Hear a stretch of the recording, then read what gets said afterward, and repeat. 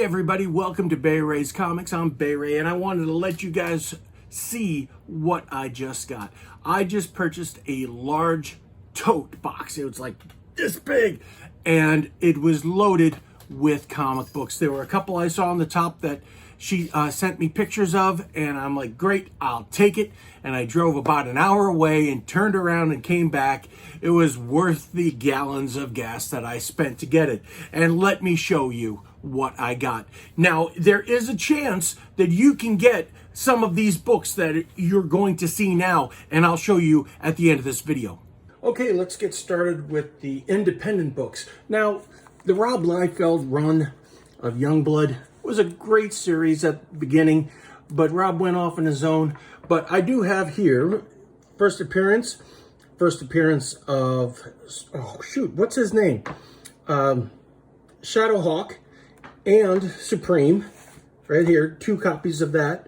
Shadowhawk, Supreme, and yeah, I think Prophet also appeared in the first appearance there. Issue 2 of issue 3 and an issue 4.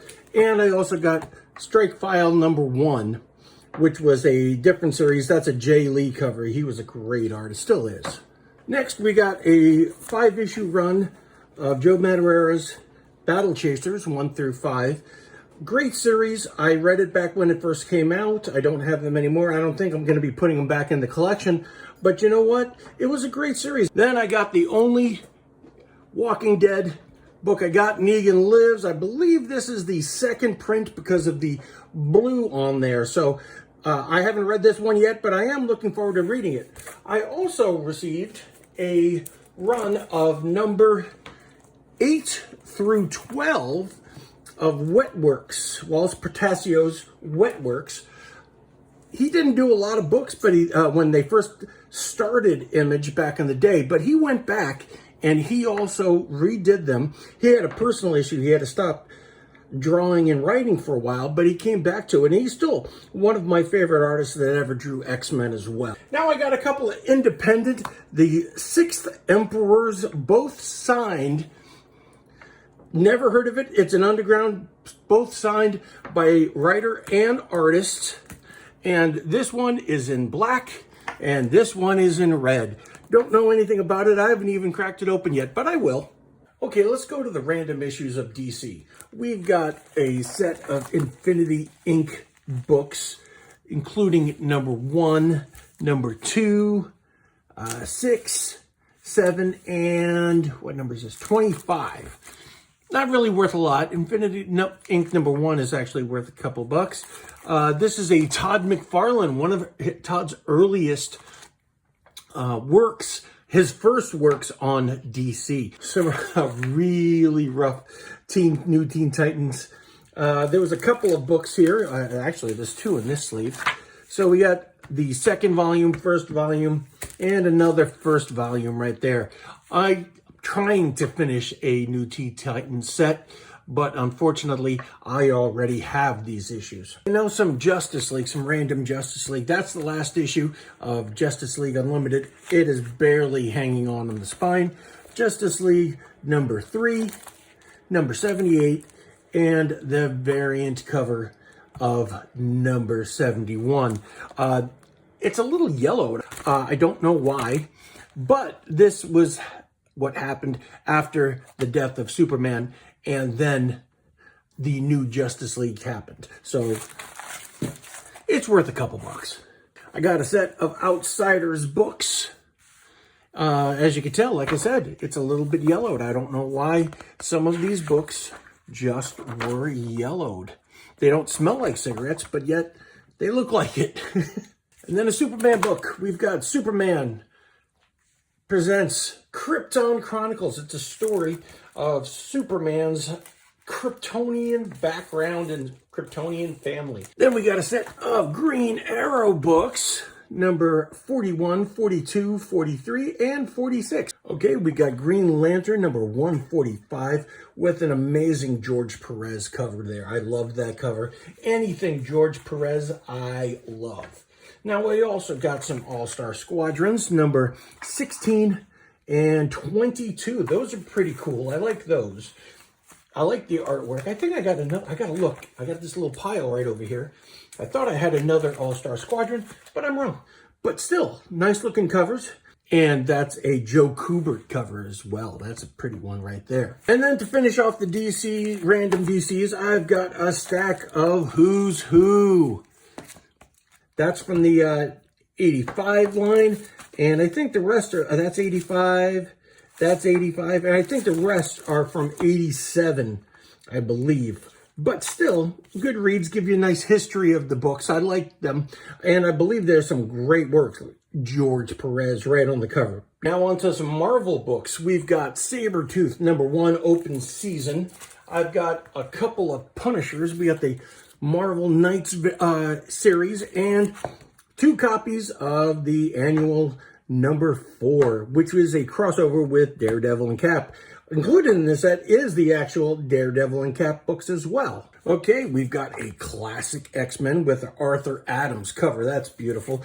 Green Goblin number, I don't even know what number it is, but still, it's Green Goblin. And then Night Watch #1, which is a spinoff from Spider-Man. It's a cool chromium shiny book. Look at that. That's funny. I enjoyed the 90s weird covers. They're like, hey, buy this. It's cool. It's shiny. I might keep that one. A couple of Ghost Riders. Once again, shiny book. Still a couple of cute books. I might keep the 50th issue. And then on top of that, we got Journey into Mystery. Strange Tales #4. There's that Daredevil crossover I was telling you about. And here is another Daredevil. Daredevil versus Punisher. Means to an End. Kitty Pryde and Wolverine #2. And Wolverine #44. Marvel Fanfare. Spider-Man and Ghost Rider. And then I have a run of 3, number 48, 49, and 50 of Marvel Comic Books Presents Wolverine, and a random Sam Keith book on top of that. Let's all go to our favorite wall crawler. We've got the Scarlet Spider #2. A mini-series I've never even seen before. Spider-Man Friends and Family with Darkhawk, Nova, and Speedball. Death and Destiny. That sounds like fun. Very cool cover, though. And the crossover between Spider-Man and X-Factor, part 1 of 3. The Spider-Man 4-issue collectors saga, Spider-Man saga, and Spider-Man Web of Doom. I've never read that before. I don't know if it's a one-shot or a miniseries. I'll have to check that out. We got Amazing Spider-Man #285, #287. I love that cover. This one, oh my God. This is a classic Amazing Spider-Man 328 McFarlane art and classic cover. It has some spine wear on it, and I don't care. It's going in my collection because I don't have it. And then we're going to have some Eric Lawson Amazing Spider-Man at 331. And I love this. This was one of the mail-aways for the Amazing Spider-Man Ace Edition with Wizard. And you were only able to get this when you sent in a coupon that was in Wizard magazine. I love this cover. It has both Spidey and Green Goblin from the movie, but if you open it up, it's a clear cover, and it's got the classic Spider-Man and Green Goblin, and it's a retelling and a reprint of the first appearance of Green Goblin. Some Marvel team-ups, number 33 with Nighthawk, number 54 with the Hulk. Now, I'm trying to finish this collection, but unfortunately, I already have these. We go to Peter Parker, the Spectacular Spider-Man, number 43, number 71. I just love that cover. And even though this is not a key book, I just love this cover. You got the Hobgoblin, you got Kingpin, Spidey in his black. It's awesome. Now we go to the Spider-Man, Web of Spider-Man, number 1 17. That's a dual cover. You can flip it over back and forth. There's different covers. Now, here's the funny thing. I literally bought 2 of these just the other day at a flea market. So now I got 3. I might be doing something with those. We also got the McFarlane number 9 Spider-Man and the number 10. Now let's talk about the symbiote goodness we have here. We've got the Ultimate Spider-Man number 60 with the first cover appearance of the Ultimate Carnage. We've got Venom Lethal Protector number 2, Lethal Protector number 3, Lethal Protector number 5. Great set right there. We've got number 3 of Venom the Haunted. I didn't read that one. We've got number 4, Sinister Takes All from Venom. And then we've got the Mace number 3. That's a nice stack of Venom books. Next stack, Deadpool Come Out and Play, yay. We've got the 2nd issue and the 3rd issue from his 2nd miniseries. Then we hop over to, let's see, Iron Man number 290. Nice shiny cover. And this just popped out on me. Now, Marvel Tales were nothing but reprints of the original Amazing Spider-Man, Web of Spider-Man, Spectacular. But there was a whole run of Todd McFarlane covers. Now, these are the only ones that are actually worth anything. But this is definitely going to be going in my collection. We have Batman and Robin, the All-Star Batman and Robin. That is a Jim Lee artwork. It's written and drawn by both Frank Miller and Jim Lee. And speaking of Frank Miller, the Daredevil, the Man Without Fear miniseries, retelling the Daredevil origin story with artwork from John Romita Jr. And we have What If number 29. What if Captain America formed the Avengers? This is the first time Punisher puts on Iron Man armor. It's a pretty cool series. Then we have issue 0, 1, and 3 of Marvel's, all artwork done by artwork by Alex Ross, written by Jim Kruger. Great series. I don't remember if I have these in my collection, and if I don't, it's exactly where they're gonna go. We have something that's not worth a lot, but it's a really good read. We've got the Solo Avengers with Hawkeye in every issue. You got Falcon, Scarlet Witch, Black Knight, Moon Knight, Captain Marvel, and his wife Mockingbird. It is a really good read. Okay, this is when things start getting good. We've got Thanos Quest number 1 and Thanos Quest number 2, drawn by Ron Lim, written by Jim Starlin. Classic artwork, classic writer. It's just an amazing story. This is the lead-in to the Infinity Gauntlet, the miniseries, and lead into the Infinity War movie. This is what it's based on. Great story, great art. And unfortunately, I just got these. And at the Indianapolis Comic-Con, Jim Starlin was there. I would have loved to gotten these signed. Okay, now a couple of DC books. We have Injustice, Gods Among Us. That's the comic that was based on the video game. And it was also created by the guys who created Mortal Kombat. We also got 52, number week 11, first appearance of the Batwoman. Now, that is probably one of the only books in all 52 of those books that are worth anything. Now for some Marvel scary stuff. Marvel Zombies number 1, first print, and Blade the Vampire Hunter. This is his first ongoing series that he had. 2 great books.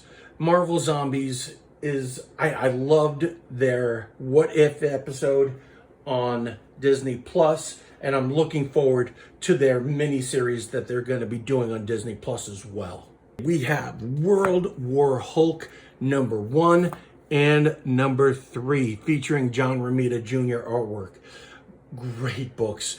Now I have to find the rest of them. I do not have this miniseries, and I'm looking forward to completing the run and reading them. Now a couple of books that I've been trying to complete the run.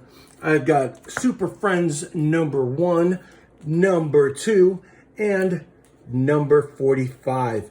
Great books, but unfortunately, even though this is one I need, some kid drew right there. I could even feel the ink.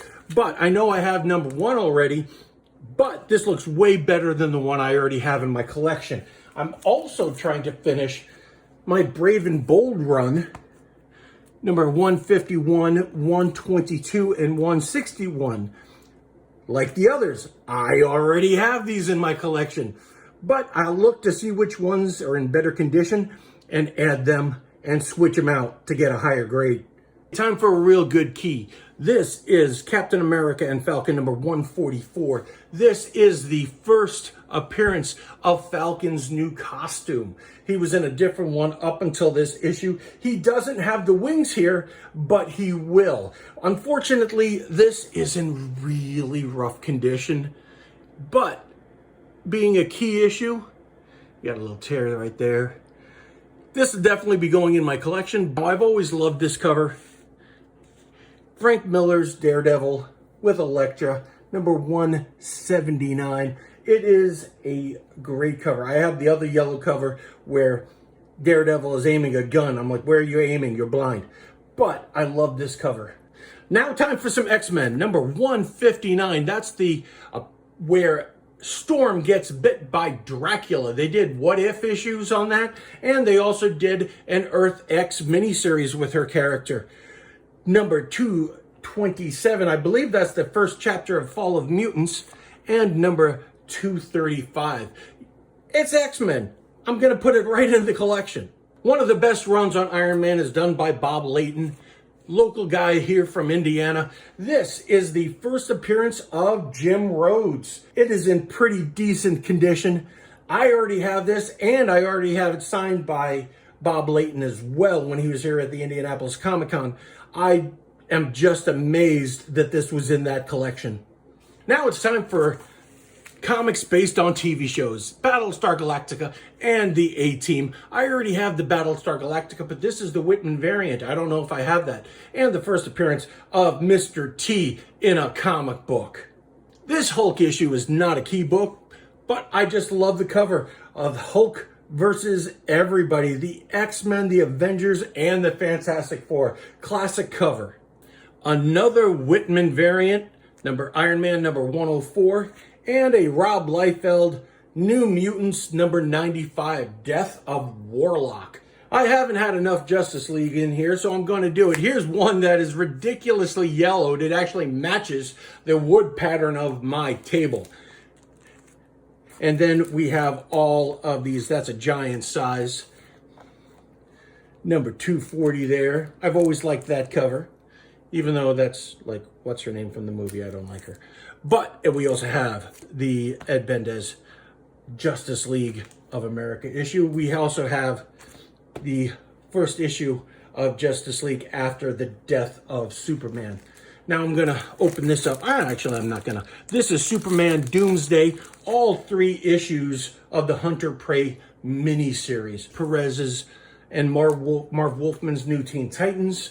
Silver Surfer number 75 with a very cool shiny cover. Superboy and the Legion of Superheroes. I don't even know what issues that is because Whitman would reprint them, the numbers on the inside. World's Finest number, what is that? 253, that is a cool cover. I think that might be a Neil Adams cover. I'm not sure. And Guardians of the Galaxy, number 25, another shiny cover. There's also a stack of trade paperbacks in that box as well. We're going to have the Marvel Knights Captain America, The Chosen hardback. Now, who's David Morrell, you might ask? David Morrell is the creator of Rambo. We have Star Wars Legacy with an Adam Hughes cover. I've already promised this to my cousin Matt. Then we got the hardback cover of Death of the Family, New 52 Batman. It's not in the perfect condition, but it's worth a good read. We also have a couple of Superpowers, number 2 and 3, and 30 Days of Night, Dark Days, great miniseries, and a pretty rough copy of Batman Year One. I believe that's the 3rd print. And issue 1 of Chew of the series from Image Comics. And the best trade paperback that was in there is this big trade paperback of the Hulk. It is Hulk No More. It is thick. It is a big book. It is unopened. It is still in its original cellophane. Now, the question is, do I pop this sucker open to read it or just leave it as is? I'm not sure. All right, that was all the books that I got in that tote. Now, if you're curious on how much I paid just $75 for all those books. Now, how do you get some of these books? I'm glad you asked. First, you need to subscribe, like, and follow so you can see and help me grow so I can offer you some really good deal here. So now, I am going to be doing mystery boxes on my eBay page, which is going to be in the description, where you can get a 20 count box of comics, a mystery box. Every box is going to have a key comic according to Key Comic Collector app, which I always use. Now, each one of these boxes is going to be $25 plus shipping. 10% of those, 10% of all sales are going to go to ovarian cancer research. This is a thing that really hits me deep. Not only did I lose my mother-in-law to ovarian cancer, but in 2022, I lost my wife to ovarian cancer.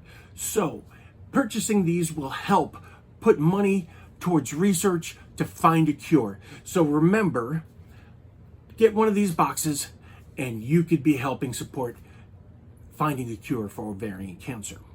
Also, I want to thank everybody for watching. Make sure you go out and find comics in odd and weird locations like flea markets or garage sales, Facebook Marketplace, where I found that box. Anywhere, but you know where you can find comic books? At your local comic book store. They have so many you could choose from, and if you don't know what you want, just ask them. I'm sure they have some great suggestions for you. Also, to close things out, remember, reading comic books is still reading. Catch you next time.